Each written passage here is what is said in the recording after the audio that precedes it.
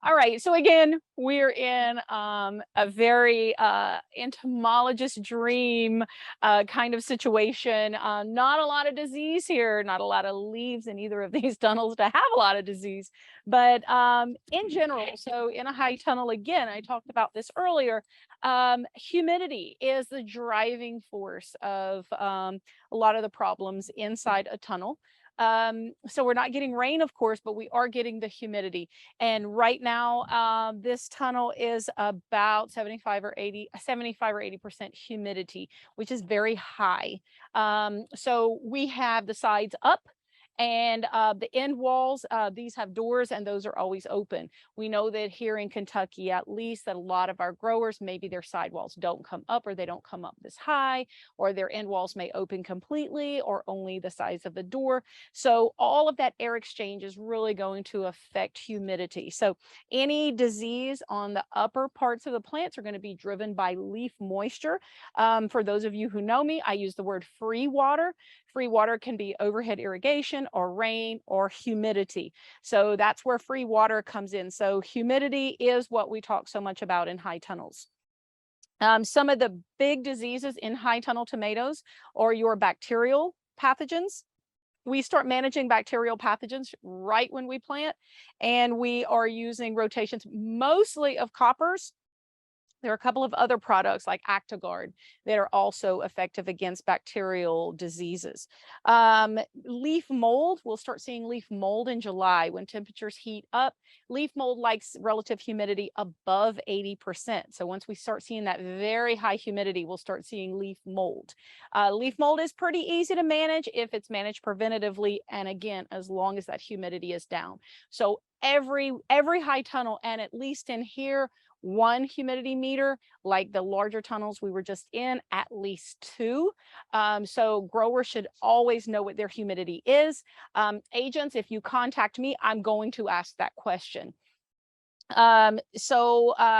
Any of our management, again, Dr. Besson said earlier today, any fungicides we use, any pesticide we use in high tunnels must be approved for greenhouse use. So in ID 36, our Kentucky Vegetable Management Guide, and in the SEVU Guide, that's a Southeast Vegetable Workers Working Group, in that guide, similar information, different formats, but in both of those, there are greenhouse product guides. And if you have any questions about that, please ask.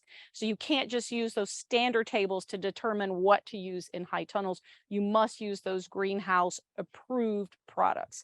Okay, so then besides your foliar, fruit, stem, above ground diseases, you've always got those soil-borne diseases. Here in a high tunnel is not a greenhouse in terms of production. So we use the word greenhouse when we talk about pest management and EPA approved products. But when we talk about disease management and production, we're talking a high tunnel, you're planting in the ground. And because we're planting in the ground, we have to be concerned about soil-borne pathogens. Sclerotinia diseases, we talked about sclerotinia earlier. We talked a lot about sclerotinia today. So timber rot is the tomato version, the tomato disease caused by sclerotinia. We did have a little bit of timber rot here when we first planted. It's gone. It's too hot in here. Again, sclerotinia is a spring disease. Southern blight is another one. Southern blight is not related to timber rot. So one's previously named Sclerotium rolfsii. It produces a structure called sclerotia. That's that survival structure. Sclerotinia also produced sclerotia, a survival structure that lasts many years in the soil, but those two fungi are not related. But southern blight, what we call Sclerotium rolfsii, now it has been renamed Athelia rolfsii. Either way, southern blight is also caused by a soil-borne pathogen that can survive many years in the soil.